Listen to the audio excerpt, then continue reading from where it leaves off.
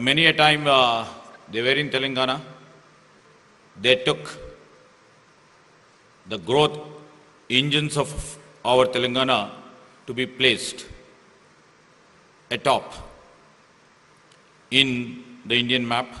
And I would like to really thank for their contribution to our state of Telangana. In fact, I came here and our Honorable Deputy Chief Minister, who heads finance and also very important power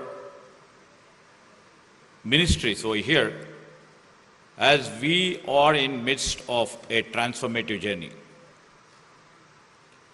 A journey which somebody would have envisaged, or somebody would literally be, thinking what will happen tomorrow.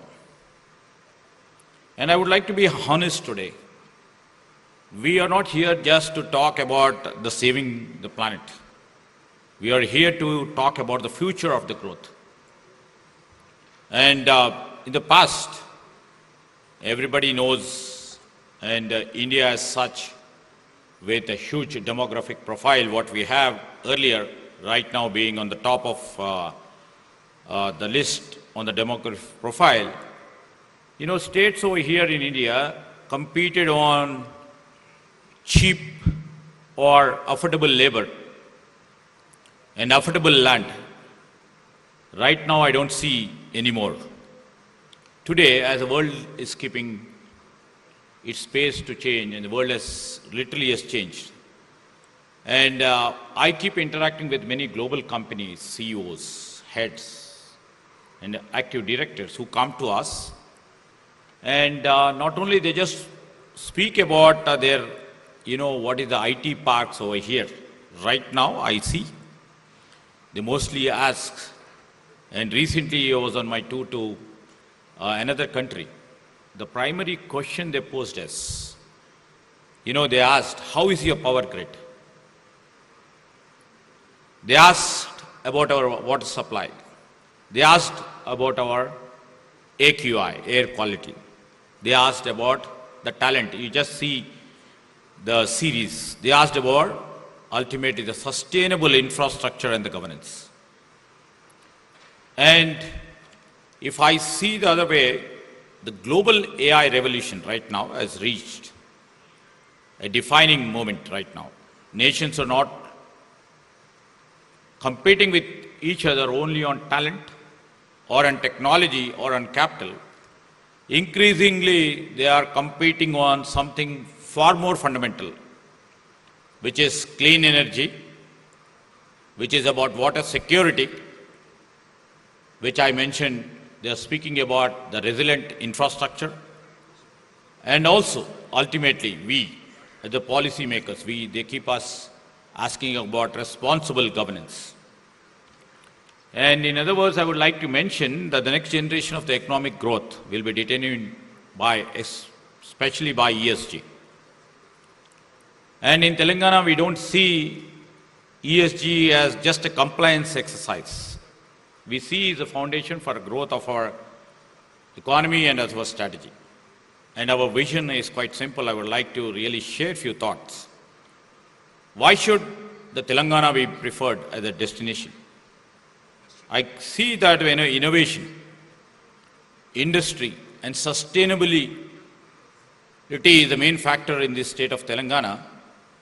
That's the real reason we keep our goal strategy before the investors, before the industry partners, that Telangana should be their preferred destination. And Telangana as such, people who are here from ITES industries, I would like to mention that Telangana is home for 460 global capability centers, serving some of the world's largest corporations. We continue to emerge as one of the India's fastest growing technology ecosystems, supported by highly skilled workforce, world-class infrastructure, what you have witnessed, and progressive governance framework. But I see a challenge here. As we are embracing artificial intelligence, everybody over here on the other side of the days or on the days, including me and our Honorable Deputy Chief Minister, we face the hard truth. Artificial intelligence is hungry. Data centers need massive amounts of power. If we ourselves wants to be the innovation capital of the world, we must have the clean resources, be it the power grid, water supply, or sustainable infra. That is why we have recently launched, under our Chief Minister vision and Deputy Chief Minister vision, we have successfully launched our open access power policy. And the message to industry is quite clear and simple. Bring your business to Telangana and you will have an access to the green renewable energy. That's we are guaranteeing you. We are also building supply capabilities of water to support our future growth. Today we supply over 550 million gallons per day, which is a way more than other metros like Bengaluru or Chennai. And to progress further, right now, we are driving projects worth about 15 billion into our infrastructure. The investment is not for today.